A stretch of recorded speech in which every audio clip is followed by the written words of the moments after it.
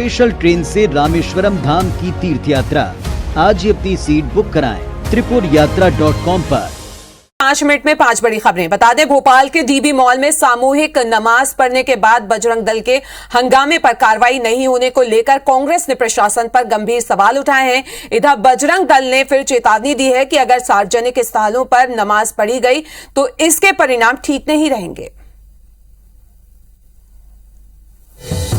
भोपाल के मॉल में सामूहिक नमाज अदा करने के मामले में सियासी बवाल मच गया है। कांग्रेस विधायक पीसी शर्मा ने दावा किया है कि बीजेपी सरकार बजरंग दल के गुंडों पर कार्रवाई करने से डरती है। मॉल में घंटों चले हंगामे के बावजूद पुलिस ने कार्रवाई नहीं की, जिस पर अब उन्होंने सवाल खड़े किए हैं। पीसी शर्मा ने ये कहा कि बजरंग दल के आकाओं के दबाव में पुलिस डर गई। पुलिस क्या समझाएगी उनको?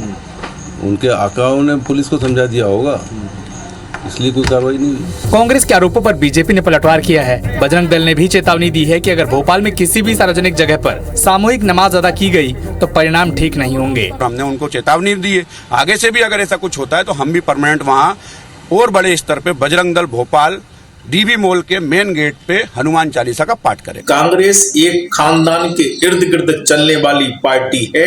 इनके लिए राष्ट्र प्रथम नहीं है, देश प्रथम नहीं है। लुलु मॉल के बाद भोपाल के डीबी मॉल में सामूहिक नमाज पढ़ने पर हुआ विवाद अब थमने का नाम नहीं ले रहा। मध्य प्रदेश के सरकारी कर्मचारियों की रिटायरमेंट एज में भी बढ़ोतरी की जा सकती है। मध्य प्रदेश राज्य कर्मचारी कल्याण समिति ने सीएम शिवराज को रिटायरमेंट एज को बढ़ाकर 65 साल किए जाने की अनुशंसा की है।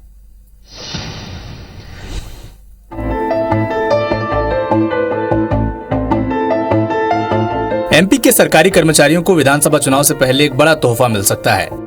कर्मचारियों की रिटायरमेंट एज में बढ़ोतरी की जा सकती है। दरअसल सरकार की गठित मध्य प्रदेश राज्य सरकारी कल्याण समिति ने सीएम शिवराज को रिटायरमेंट एज बढ़ाकर 65 वर्ष किए जाने की अनुशंसा की है। समिति के अध्यक्ष रमेश चंद्र शर्मा ने लेटर में लिखा है कि सरकारी विभागों में लगातार अधिकारी और कर्मचारियों की कमी हो रही है, जिससे काम प्रभावित हो रहा। साथ ही लिखा है कि पिछले वर्षों में नई नियुक्तियां नहीं हुई है, हजारों की संख्या में पद रिक्त पड़े हैं, लेकिन हर महीने सैकड़ों की संख्या में कर्मचारी रिटायर हो रहे हैं, जिसका असर सरकारी योजनाओं के क्रियान्वयन पर पड़ रहा है। इसके अलावा आने वाले विधानसभा और लोकसभा चुनाव का काम भी प्रभावित होगा। फिलहाल सरकार इस प्रस्ताव पर मंथन कर रही है। आपको बता दें कि सीएम रहते दिग्विजय सिंह ने 1998 में कर्मचारियों की रिटायरमेंट एज 58 से 60 साल की थी। उसके बाद 2018 में सीएम शिवराज ने 60 से 62 वर्ष की थी। भोपाल में बारिश के बाद पुराने इलाकों के साथ नई कॉलोनियों में भी जल भराव की समस्या से नगर निगम में हुए भ्रष्टाचार की कलई खोल दी है। आईबीसी 24 की जांच में क्या क्या हुआ है खुलासा, देखिए इस रिपोर्ट में।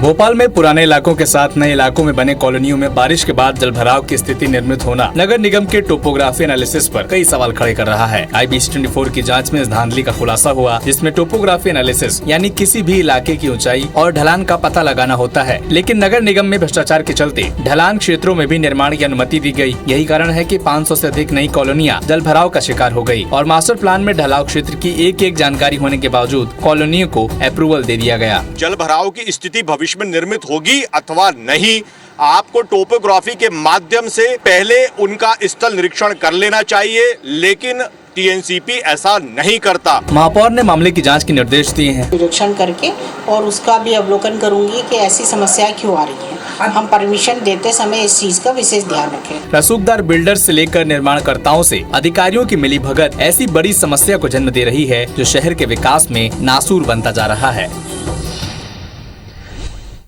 एक दिवसीय दौरे पर गुना पहुंचे केंद्रीय मंत्री ज्योतिरादित्य सिंधिया ने बाढ़ प्रभावित इलाकों का दौरा किया और प्रभावित लोगों से उन्होंने मुलाकात भी की और जल्द मुआवजा मिलने का आश्वासन भी दिया है।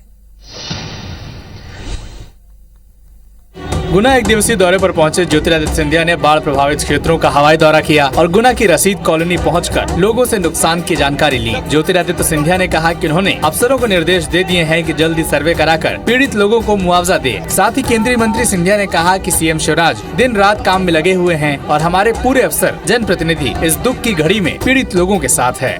राशिद कॉलोनी में गया भी हूँ और मैंने कहा है कि इस साल अब हमारे पास 11 महीने हैं, अगले वर्षा ऋतु के पहले एक परमानेंट सोल्यूशन इन 11 महीने में हमें बनाकर रखना चाहिए। उन कॉलोनी का नुकसान हुआ है, उन लोगों के लिए राशि मुआवजा के रूप में दी जाएगी प्रदेश सरकार के द्वारा।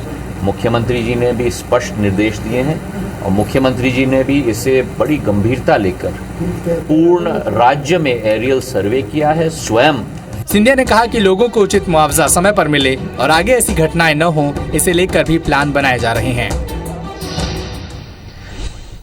बालाघाट में एक पिता का निर्दयी चेहरा सामने आया है। शराब के नशे में पिता ने मासूम की जमकर पिटाई कर दी, जिसके बाद चाइल्ड लाइन की टीम ने बच्चे को अस्पताल पहुंचाया।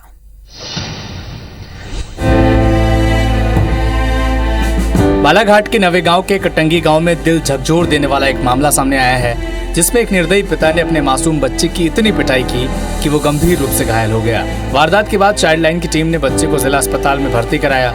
आरोपी पिता का कहना है कि वो नशे में था, इसीलिए उसने बच्चे से मारपीट की। वहीं आरोपी पिता पर जुड़वा बच्चों में से एक को बेचने का भी आरोप लग रहा है। अचानक हो गया सर, मैंने ऐसे धोखे से मार दिया था, समझ में नहीं आया, थोड़ी सी दिया था सर। लेकिन नशे में थे क्या? हाँ सर, किसी ने मेरे को चकमा देख के लिया सर, बड़ा कहाँ ले गया? बिहार में सर लड़का। पूरे घटनाक्रम को बाल कल्याण समिति ने गंभीरता से लेते हुए मामले की जांच कर रही है। कोई भी पिता या माता कोई भी इतने छोटे बच्चे को मारने का हकदार नहीं होता है। इसलिए पिता के खिलाफ में तो FIR चाइल्ड लाइन वगैरह करा दी है। 8 महीने के बच्चे को उसने बेच भी दिया है। इसके खिलाफ में जो भी कानूनी कार्रवाई होंगे उसके लिए हम लोग आगे करेंगे। फिलहाल पुलिस भी पूरे मामले की जांच में लगी हुई है।